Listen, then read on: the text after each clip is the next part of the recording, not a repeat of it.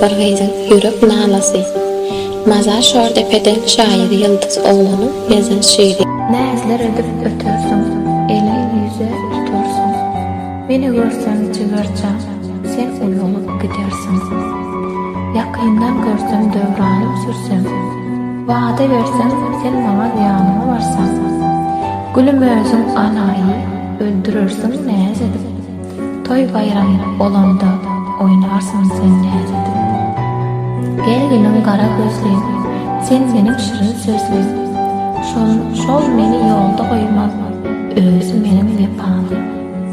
Ýüregim sen bilir, urur, görjek bolup ýakyndan ýarym. Häq kalbymdan hoşlaýar, söýdüm seni dildarym.